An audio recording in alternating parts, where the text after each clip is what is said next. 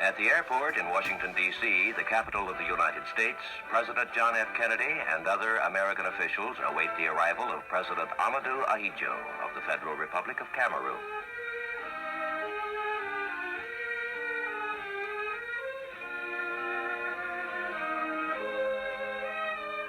The first person to welcome President Ahidjo at the start of his official visit is President Kennedy.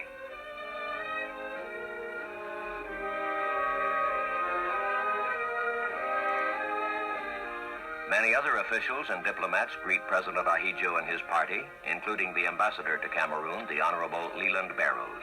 Accompanying President Ahidjo are Their Excellencies Jean-Faustin Bataillon, Victor Kanga, Tabe Emmanuel Egbe, and other ranking dignitaries.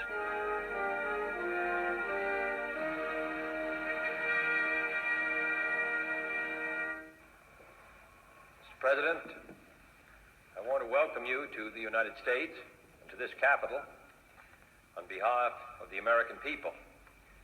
I think all of us, living as we do, a great many thousands of miles from your own country, having a different history, separated in time and space, are impressed by the effort that you personally have made and your people have made to build a viable and strong economy and country. Mr. President, we're proud to have you as our guest.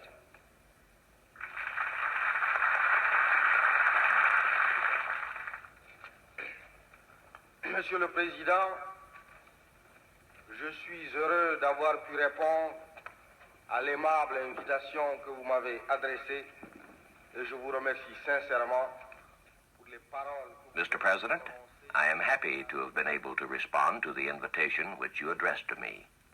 And I thank you sincerely for the words which you have just spoken about my country and myself. My joy on standing once more on American soil and being welcomed here by the President of this great nation is equaled only by the friendship which my country bears you yourself and the people of the United States. I bring you the cordial greetings of the entire people of Cameroon. Salut cordial du peuple camerounais tout entier.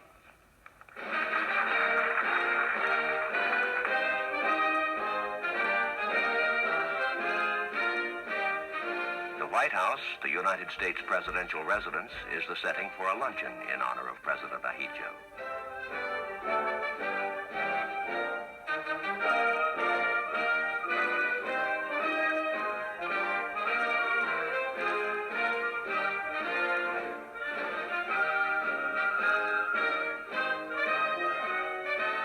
President Kennedy welcomes his guest.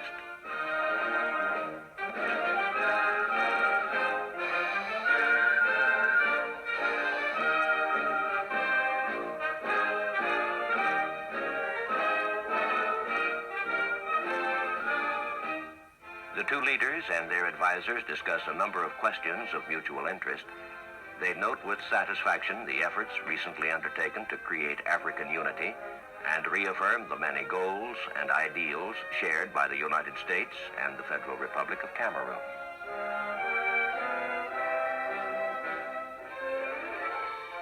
Dusk settles over the American capital as President Ahidjo's first day in Washington draws to a close.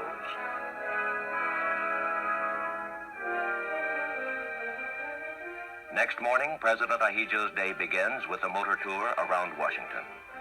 The buildings and monuments are pointed out to the distinguished visitor by Chief of Protocol Engineer Duke. The most beautiful and most important is the Capitol, where the lawmaking bodies of the United States government hold their sessions. This monument is a memorial to Abraham Lincoln, the American president remembered for putting an end to slavery. President Ahidjo next visits the Islamic Center and Mosque. The center provides information on Muslim religion and culture. It also serves as a center for the study of Islam in the United States.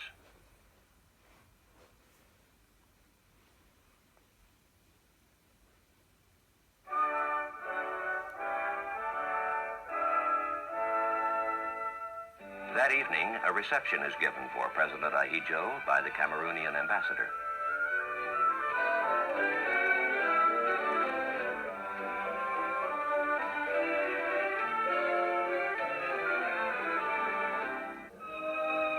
Assistant Secretary of State for African Affairs, G. Menon Williams, and Mrs. Williams arrived to greet President Ahidjo. They are followed by Mrs. Dean Rusk, wife of the American Secretary of State.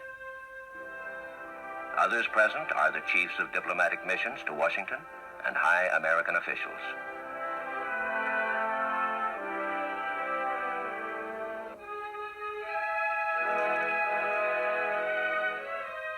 It is President Ahidjo's last night in Washington.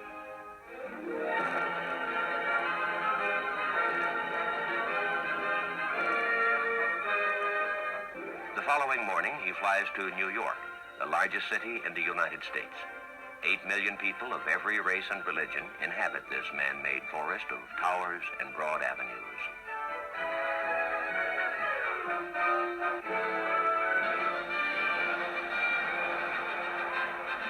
Paper serpentines and confetti shower down on President Ahidjo as New York extends him its traditional welcome.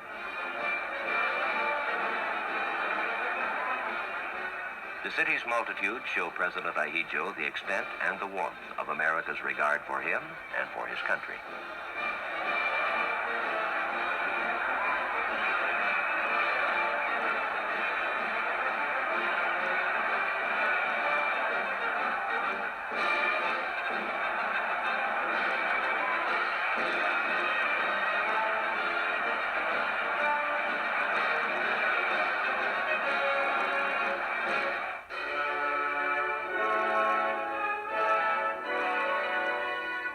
United Nations headquarters is President Ahidjo's first stopping place.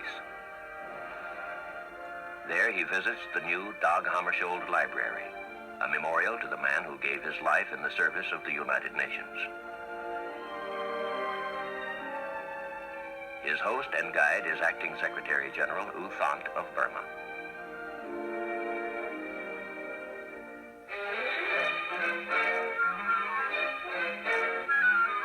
Leaving the United Nations, President Ahidjo travels once more within sight of New York's towers of steel and stone. His destination is Long Island University. There he receives an honorary degree of Doctor of Laws. After the ceremony, he observes that in this age, knowledge and understanding are indispensable to everyone.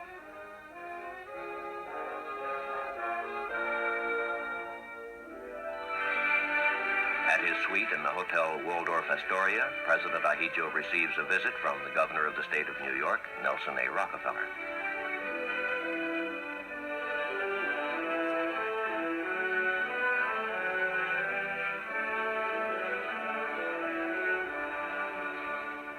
A second person of note arrives at the president's suite. President Ahidjo has an exchange of views with Ambassador Adlai E. Stevenson, chief of the United States delegation to the United Nations.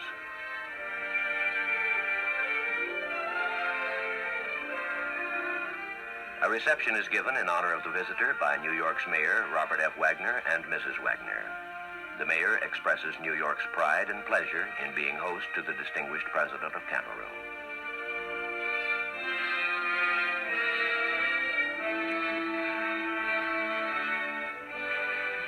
The culminating honor paid to President Ahidjo is the presentation of the gold medal of the city of New York.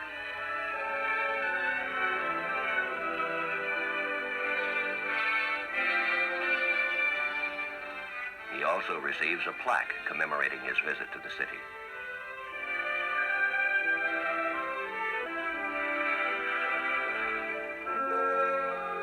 As the last day of his visit to the United States comes to an end, President Ahidjo prepares to return to his own country. He takes with him the knowledge that between the United States and his homeland, there exist bonds of friendship and of common ideals, and that through his visit, those bonds have been strengthened.